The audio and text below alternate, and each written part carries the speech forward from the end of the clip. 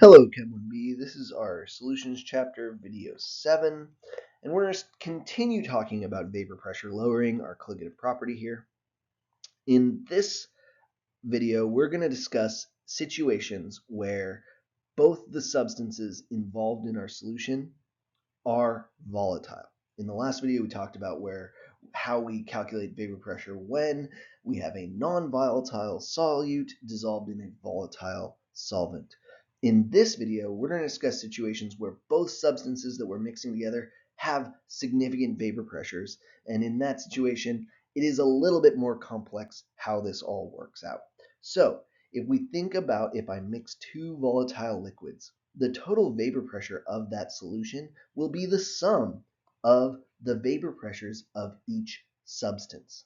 Now, in this situation, we're going to need to do two Raoult's laws, one for each substance that is volatile. So in this case, we have our vapor pressure of, let's just call it substance A. That's going to be, according to Raoult's law, we're going to multiply the mole fraction of A in the solution times its pure vapor pressure. That'll get us our vapor pressure of A in the solution. Then we can do that again for this substance B that also has a significant vapor pressure in the solution. We're going to multiply its mole fraction in the solution by its pure vapor pressure to get its vapor pressure in the solution. Now, to get the total vapor pressure of the solution, we will need to add these two together to give us the total. Now we can do some algebra to kind of make things a little bit simpler for ourselves. If we combine some equations, right? So we know that the vapor pressure of A is equal to the mole fraction of A times the pure vapor pressure. So what I can do is I can plug that in to my second equation here for PA. I can do the same thing for our vapor pressure of substance B. I can substitute in for PB here mole fraction of B times its pure vapor pressure.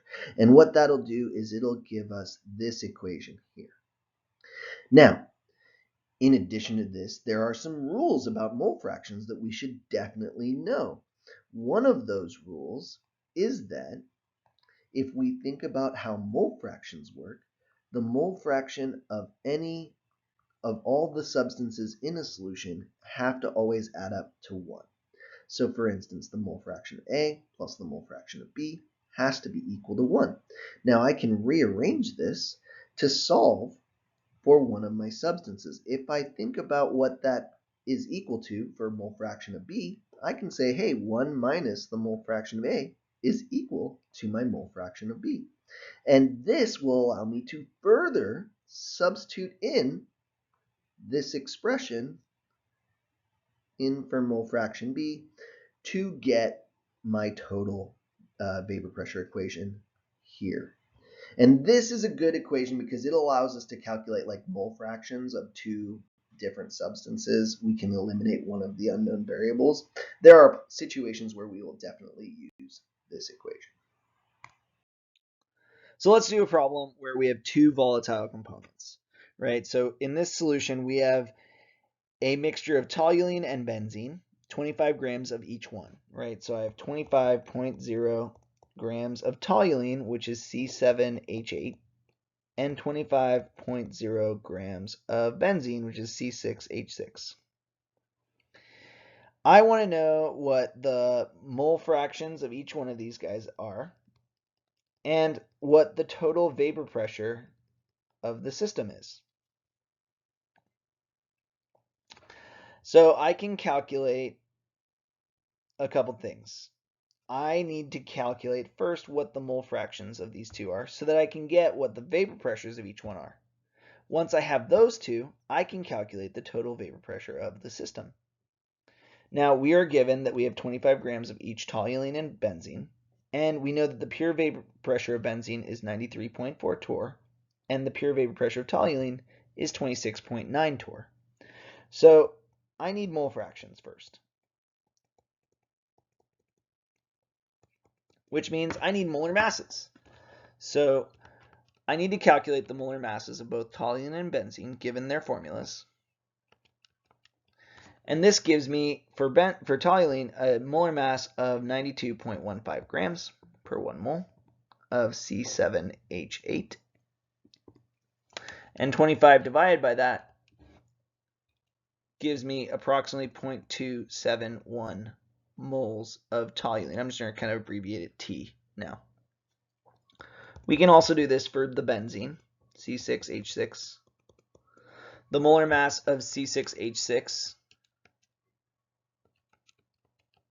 is around 78.12 grams per mole of C6H6, which I'm going to abbreviate T from now on.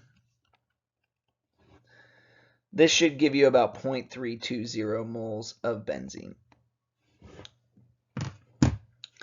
So I'm abbreviating that with a B now.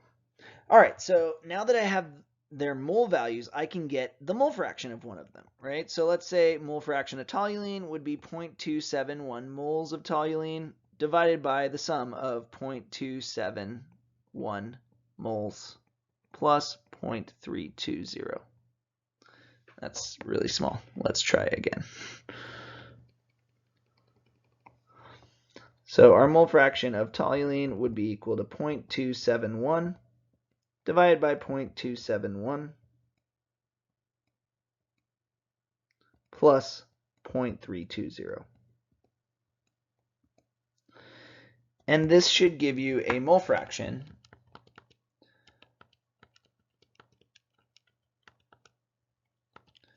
of about 0.459.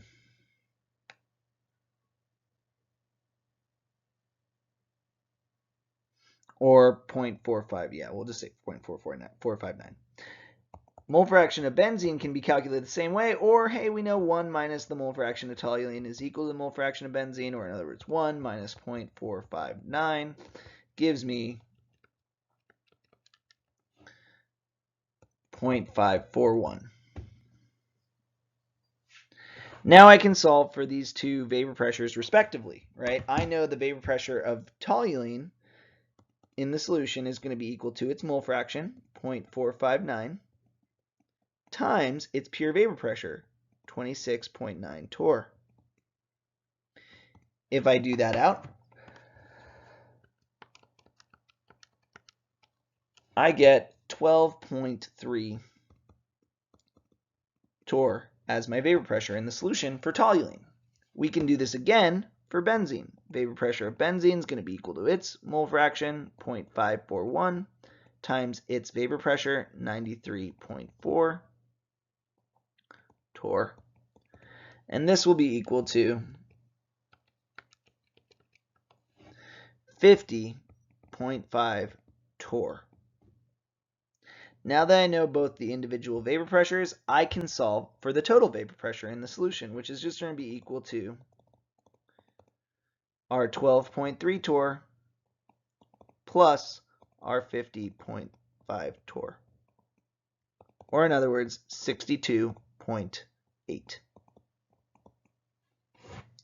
So hopefully this gives you a good idea of how to deal with a system with two volatile components. If you have any questions, please email me or come to office hours. Hello Chem 1A, this is chapter 12, lecture video 4, and we're going to be talking about the rest of the colligative properties in this lecture video, as well, at least boiling point, elevation, and freezing point depression colligative properties. Now, for the rest of the colligative properties in this chapter, we need to worry about electrolyte solutions. And if you've forgotten, electrolytes are substances that when dissolved in water break apart into multiple particles, ions. Colligative properties change based only on how many particles are present in our solutions. So if you have more particles present, your colligative property will change. So electrolytes have a huge effect on our colligative properties, whereas non-electrolytes, they have an effect, but they're not nearly as dramatic as the electrolytes. And the reason why is because if we look at sucrose, sucrose is a non-electrolyte, When we dissolve 1 mole of sucrose into solution, we get 1 mole of particles present. However, if I dissolve 1 mole of NaCl in solution, NaCl breaks apart into Na plus and Cl minus. So 1 mole of NaCl gives us a total of 2 moles of particles. And again, colligative properties are based on numbers of particles present in our systems. If we did this for 1 mole of calcium chloride, we'd get 3 moles of particles because we'd get 1 calcium 2 plus and 2 Cl minuses every time one of those guys breaks apart. And because colligative properties are based on the number of particles, these two are going to be dramatically larger values for all of our colligative properties than this one. Now, we're only going to deal with electrolytes for boiling points, freezing points, and osmotic pressure. We're not going to deal with it for vapor pressures. Now, how do we deal with this discrepancy? We deal with it using what's known as the Van't Hoff factor, I. It takes into account the number of particles in a solution based on the electrolyte that we dissolved. So for instance, for non-electrolytes, I, our Van't Hoff factor, is always 1. However, for electrolytes, the Van't Hoff factor is equal to the number of ions or particles formed from one compound. In other words, like we said up here, 1 mole of NaCl forms 2 moles of particles, or 2 ions, Na plus and Cl minus. So the I value for NaCl is 2. Whereas calcium chloride forms 3 moles of particles total, or 3 particles, 1 calcium 2 plus and 2 Cl minuses. So the I value is 3. You should be able to determine the I value for any ionic compound, and you will need to. I won't tell you to do it. You'll have to know when to do it and when not to. So like for instance, if I had Na3PO4, sodium phosphate, what is the I value here? Well, sodium phosphate breaks apart into 3 Na pluses and 1 PO4 3 minus. This is a total of 4 particles. So I for sodium phosphate would be 4.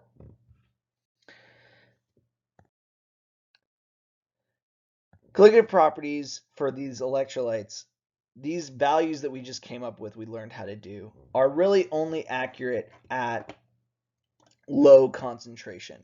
And the reason why is because ions in solution will attract to each other and form ion pairs as the concentration gets higher and higher and higher.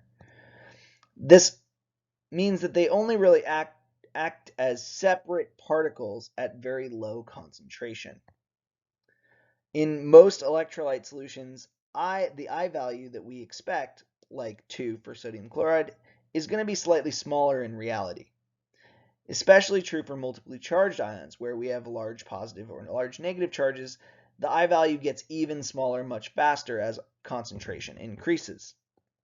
So for instance, if we look at MgSO4 and NaCl, both of these have an I value of 2, because MgSO4 will break apart into Mg2 plus, one of them, and 1 SO4 2 minus, so a total of 2 particles. Sodium chloride, like we talked about in the last slide, breaks apart in Na plus and Cl minus, a total of 2 particles. So both these guys have an I value of 2. Now that is what we call the ideal I value. And generally, that's the I value you will always use in this class, because I will not be covering how to calculate the real value without a lot more other information. Now in our equations we have I, so you could theoretically calculate what the ideal or the real value of I is if given enough information. But you're not going to do it just based on looking at the compound. So here's an example, right? We have a pretty low concentration here of both of them, 0.001 molar. And if you look, our I values are pretty close to 2, like they should be. Definitely true for sodium chloride. MgSO4, it's 1.82. It's close, but it's not perfect. If we rounded this guy to 2 sig figs, it would be 2 for sodium chloride, though. Now, as we increase concentration, so this is an increase in a factor of 10, you see that the I value for MgSO4 drops by almost 0.3, whereas the I value for NaCl drops by 0.03. And if we do this again by another factor of 10, it drops by another 0.3-ish for magnesium sulfate, and it only drops by about 7.07 for NaCl. This is because of the charges. Magnesium and sulfate both have a +2 and a -2 charge, whereas NaCl, we have +1, -1. Because the charges are larger here, we're going to see the I value drop much faster because they're larger charged. They're going to pull, the two ions are going to pull each other across a larger distance and attract to each other more frequently.